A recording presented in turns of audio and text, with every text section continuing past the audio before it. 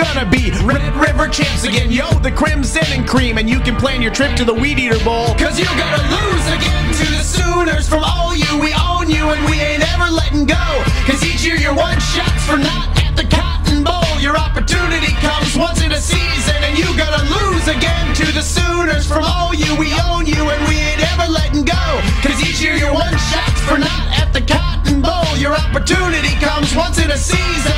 It's a new game, but the winner will be the same. I need a hint, it's OKLAHOMA. It's time.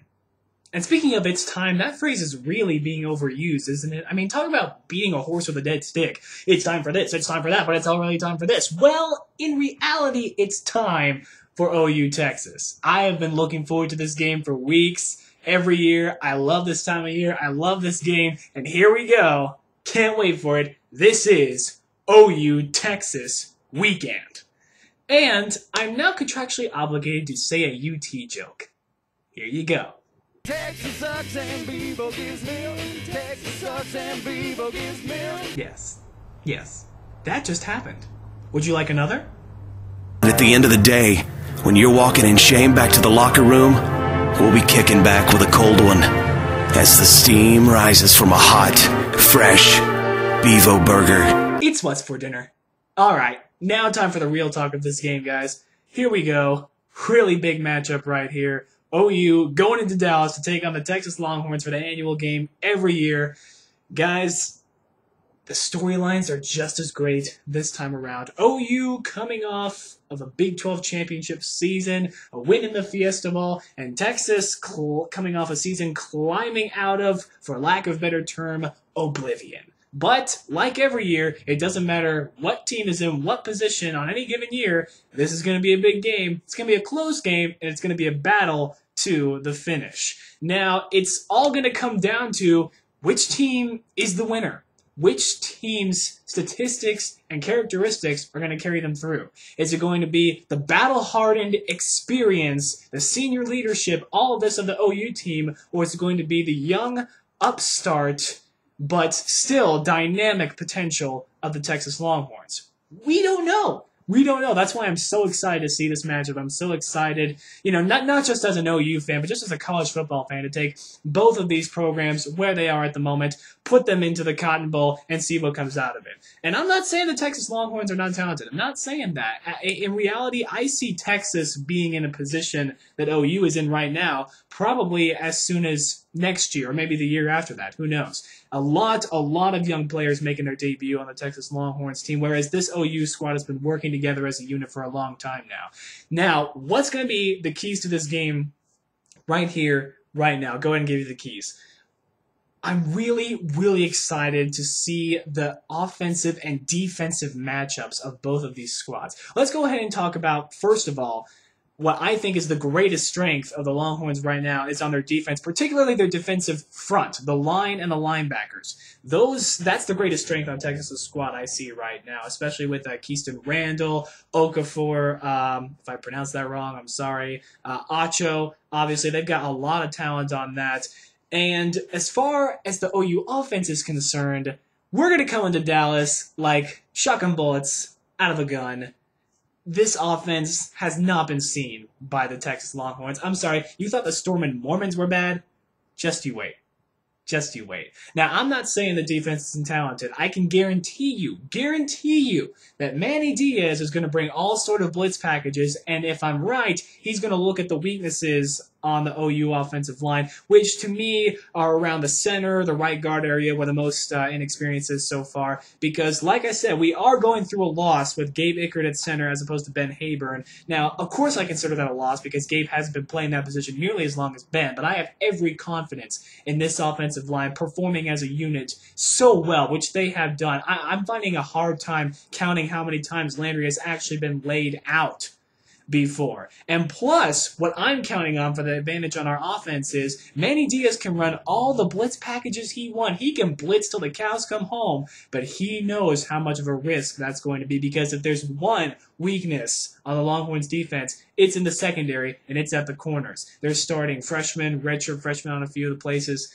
and I'm sorry, even when you had experience like Aaron Williams You don't have that anymore. You don't have him around to take Ryan Broyles virtually out of the game like he did last year. No, Ryan Broyles, Kenny Stills, DeJuan Miller, Jazz Reynolds. We've even utilized Roy Finch as a slot running back. We've utilized Trey Millard can catch.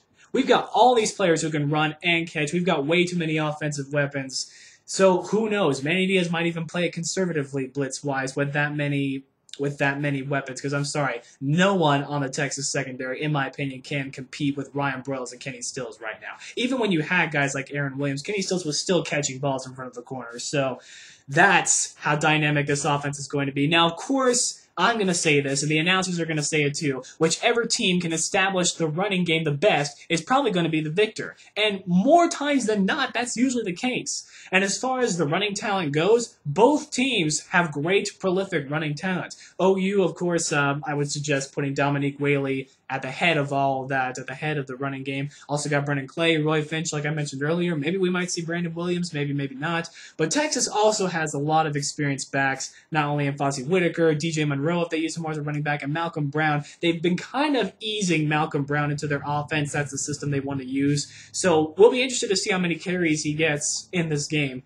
so far as opposed to Fozzie. But both of those guys are big, strong. Both Brown and Whitaker are very strong, confident, powerful runners. They'll power ahead, get the yards. So that's going to be a challenge for this defense. So in all honesty, of course I'm going to give the advantage to OU because I'm biased, duh. But it's honestly, in my mind, a toss-up as to which team can establish the best running game so far. Because as far as Texas's defensive line, the only defensive lines we face that stack up are Florida State's and Missouri's.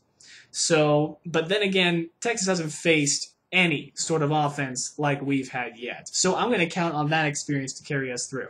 Now, let's go ahead and look at Texas's offense compared to our defense. Now, if you Texas fans say David Ash and his ability to run and throw is going to carry you in this game, I'm going to laugh in your face. Oh my gosh! You mean you have a quarterback who can throw and run the ball? Well, congratulations. Your quarterback is just like all the quarterbacks we saw for the first 3 teams we played. One of them on the road. And we all beat them. Now, I'm not saying the offense isn't going to enjoy any success. Obviously, both of these teams are going to score. And going to score pretty frequently, in my opinion. Brian Harsin, I'm sure, is going to bring a lot of trick plays to this game. Definitely a lot of trick plays. He's probably going to try to confuse the defense as much as possible. In fact, I will bet you anything that at this moment Harsin is studying tape of the misdirection play success that Missouri enjoyed between Franklin and Josie. But again, I'm going to count on the experience that this defense has already seen mobile quarterbacks, mobile strong quarterbacks. I'm going to count on that experience. And guys like Ronell Lewis, Travis Lewis, Tom Ward, obviously, I'm going to count on getting the pressure on whichever quarterback they throw out there. In my opinion, I don't think Texas at the quarterback position has any advantage over you. I'm sorry. Case McCoy, David Ash, they have every bit of potential to shape up to be great players in the future, but this year, none of them stack up against Landry. Neither of them do. That's just the way it is.